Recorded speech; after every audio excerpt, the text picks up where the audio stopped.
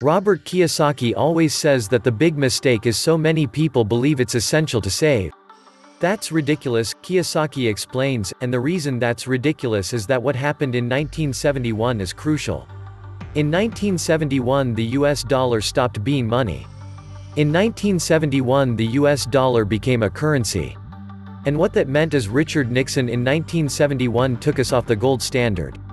That's like giving an alcoholic free rein to the bar, or it's like giving somebody who can't control their spending unlimited credit cards. What's happening is all the savers today are losers. You know, the problem with 1971 is that the federal government keeps printing money. The value of your money keeps going down. If you notice, as the value of the dollar goes down, prices go up. They call this inflation. But really what it is the dollar's value coming down. So savers are getting wiped out today. To save money, that is not the new rule, that's an old rule. A very big problem for most people is to stop using the word save and use the word hedge. You've got to hedge your money. Hedge against losses. That's why this idea that you're going to tell people you need to save money, that's really an obsolete idea. Because the concept went obsolete in 1971, the US dollar in the last few years has lost almost 80% of his purchasing power. This has happened throughout history. It happened thousands of years ago with the Romans, with the Greeks, with the Germans, with the English, the Japanese, and the Chinese. Every time they've made money into a currency, something you could print at unlimited. Every time they have, that has happened, the currency has gone to its true value, which is zero. I am afraid as this economic volatility continues, the savers who will operate in by the old rules of money are just going to get wiped out because the purchasing power of their dollar is going to go down. You can't keep up with the banks printing money. That's the old rule of money, is saving money. And the new rule is a hedge. The reason 1971 is such a critical time was because the US Federal Reserve became the bank to the world. They could print as much money as they wanted. Never in the history of the world has anybody been allowed to print money for the rest of the world. Every time people have done this, chaos is broken out. And that's why there's chaos in the world today. In 1913, when the US Federal Reserve Bank was created, they were basically allowed to print money for the world. Every time that has happened throughout history, a despot has arrived. For example, in 1933, a man named Adolf Hitler rose to power when the Weimar Republic was allowed to print as much money as it wanted to do. And when Russia's currency broke down, a man named Lenin rose to power. When the Chinese economy broke down, Mao Zedong rose. Today we're at that critical point right now. One of the causes of it was in 1933. This thing called the US Federal Reserve was created. They've done a pretty good job of making the rich richer, unfortunately, the poor getting poorer. So that's why when I talk to people, I really need them to understand the new rules of money, which really began to take effect in 1971 when we were allowed to print money for the rest of the world. It understands that this system here is causing the rich to get richer and the poor and middle class to get poor. But most importantly, the lower middle class is almost getting wiped out. High prices, volatilities in the market, food getting more expensive, gas getting more expensive, savings getting wiped out, home values going around. And the reason the troubles have started again is the US Federal Reserve Bank is not US, is not federal, and does not have any reserve, and is not a bank. So if you understand that, then you can start to hedge your position rather than save money, and that's a new rule of money. This is why banks are the worst place for your money. Get your money out of the banking system. Now. Welcome to the Atlantis Report. Leaving all your money in a bank account, that is terrible advice. I'm going to explain to you guys why putting all of your money in the bank is a guaranteed way to lose money because of inflation. So first of all, what exactly is inflation? The definition of inflation is a general increase in prices and fall in the purchasing value of money over time. So over time, your money is worthless as far as buying power. A perfect example, let's look at the cost of bread in 1930 compared to the cost of bread today. So in 1930, you paid 9 cents for a loaf of bread, while today, on average, you're paying $2.50 for that same loaf of bread. So the purchasing value of your money decreased significantly from 1930 to 2019. I want you to understand. Your parents are not intentionally giving you bad advice by telling you to save money in the bank account. They are just confused because this is a strategy that worked for them. Because in the 1980s, things were very different. I'm going to explain why that is right now. So this is not necessarily bad advice for the 1980s. It worked for them, but it's not gonna work for you. So for this example, we are talking about a CD or a certificate of deposit. Essentially, you deposit your money, you're not able to touch it for a certain number of years, and as a result, you earn a guaranteed rate of return. In 1984, the average yield on a 5-year CD, where you deposit your money for 5 years, and you can't touch that money, was 12.06% per year.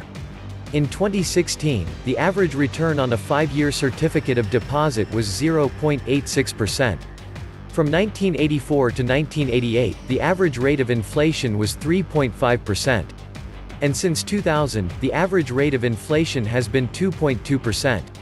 So let's go ahead and do the math on this. If you had $100,000 at the end of 1983, by 1988, due to the inflation, that $100,000 would have the equivalent buying power of $118,769. Now let's say you took that $100,000 and invested it in a 5-year CD at the beginning of 1984. $100,000 would have been worth $176,707 5 years later. So for that 5-year CD, you made $76,707, but you outpaced inflation by $57,938. That is why your parents give you this advice. Because it worked for them, but it's not gonna work for you. I'm gonna show you why. $100,000 in 2016, based on that 2.2% average rate of inflation since 2000, is the equivalent buying power of roughly $111,495 in the year 2021. Now, if you invest in one of those CDs with a 0.86% return, $100,000 in 2016 will be $104,375 in 2021. Inflation outpaced you by $7,120. But let's say you didn't even put your money in a CD, because most people don't. What most people do is they leave their money in a checking or a savings account. The average return on a checking account is 0.05%.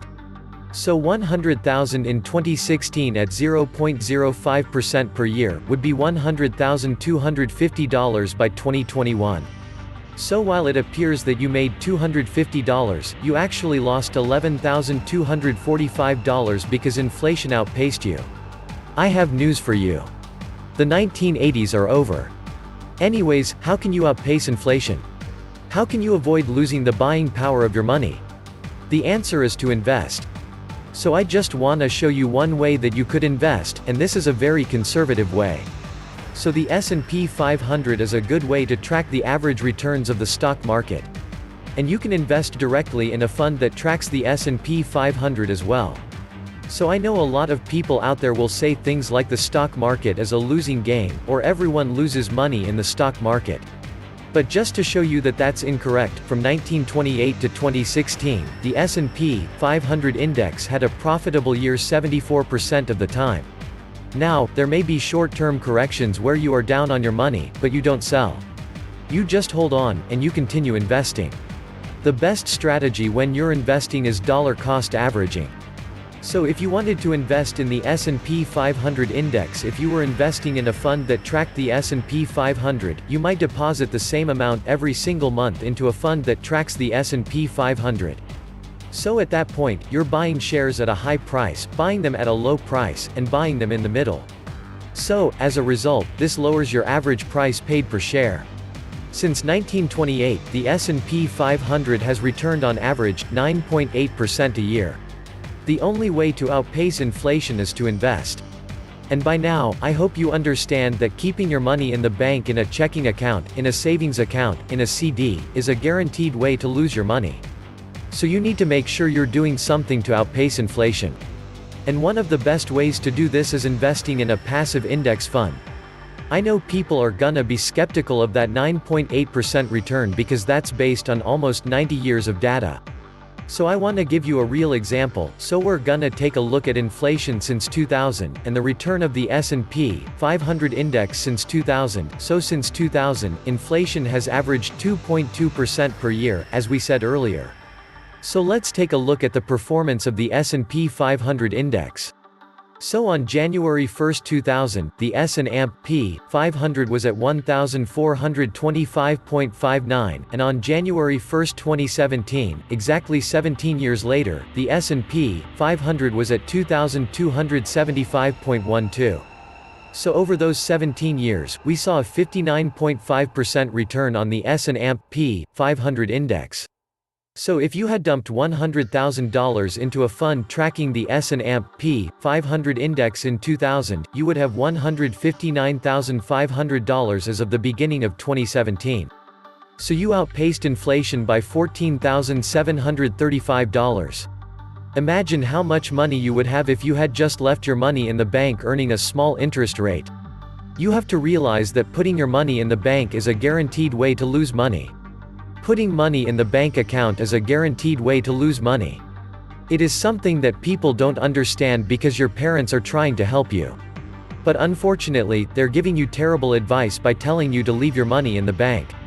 It's a guaranteed way to lose money, because you are never going to keep up with the rate of inflation, with what the bank pays in savings and checking accounts. Give a man a gun, and he can rob a bank. Give a man a bank, and he can rob the world. This was the Atlantis Report. Please like, share, and subscribe. Thank you.